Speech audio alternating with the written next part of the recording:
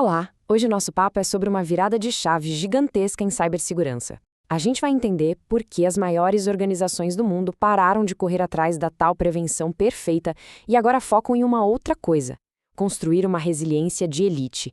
E como é que elas fazem isso?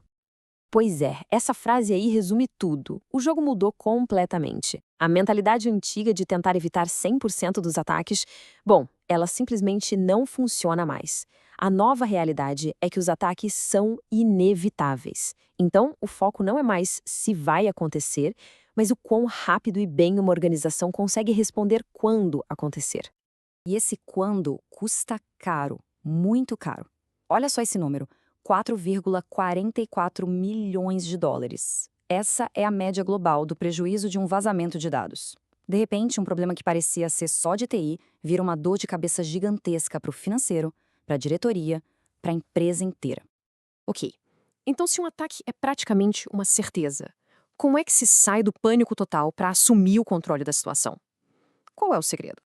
A resposta, como quase sempre, está na organização. Existe um plano, um roteiro para seguir.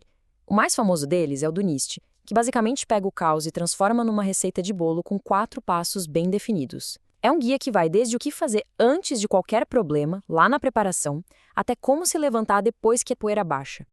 E claro, existem jeitos diferentes de olhar para esse plano. Pensa no NIST como o mapa estratégico, o que a diretoria precisa saber, o que a gente precisa fazer.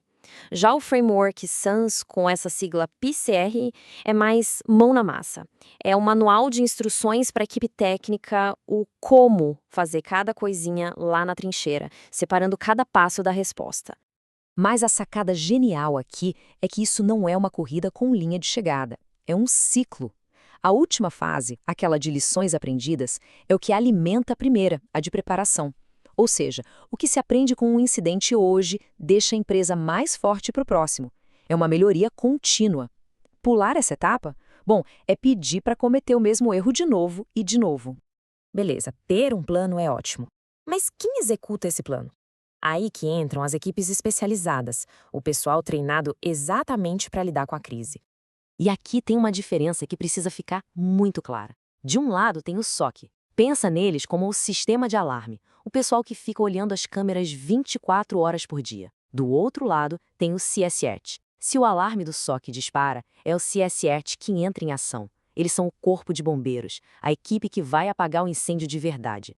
E como as empresas mais maduras montam essas equipes? Elas não ficam na dúvida entre terceirizar tudo ou fazer tudo em casa. Elas usam um modelo híbrido, mantêm uma equipe interna, que conhece o negócio como ninguém, e trazem parceiros externos para ter acesso a especialistas e garantir cobertura 24/7. É o melhor dos dois mundos, o conhecimento de casa com a força que vem de fora. Dentro desse corpo de bombeiros, o CSRT, a organização é quase militar. Cada um tem sua função para não virar bagunça na hora da pressão.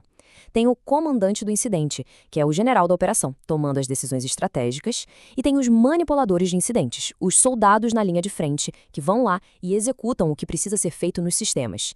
Sem essa clareza, o caos vence.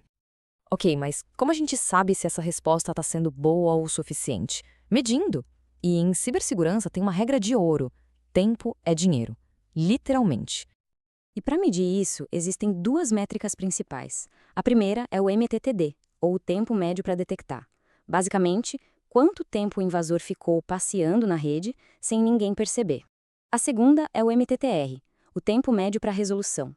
Ou seja, depois que a gente achou o problema, quanto tempo levou para consertar tudo. A meta de todo esse esforço é uma só: esmagar esses dois números. A soma deles é o chamado tempo de permanência do invasor. E a lógica é direta. Quanto menos tempo o invasor fica lá dentro, menos estrago ele faz. E menos estrago significa menos prejuízo no bolso. E olha como a tecnologia muda o jogo. Dá uma olhada nesse gráfico. Empresas que investem pesado em automação conseguem conter um ataque, em média, 80 dias mais rápido. 80 dias é uma eternidade nesse contexto. A diferença é simplesmente brutal. E aqui está o pulo do gato. Aqueles 80 dias a menos na prática significam 1,9 milhão de economia. Por incidente! Isso prova que ser rápido não é só uma questão técnica, é uma decisão de negócio, uma estratégia financeira pura. Isso tudo nos leva ao grande motor por trás dessa velocidade toda, a automação. E a estrela aqui tem nome e sobrenome, SOAR. É uma sigla para Orquestração, Automação e Resposta de Segurança.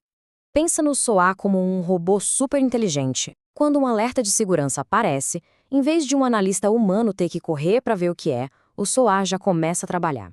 Ele faz todo aquele trabalho chato, manual e repetitivo, só que numa velocidade que nenhum ser humano conseguiria.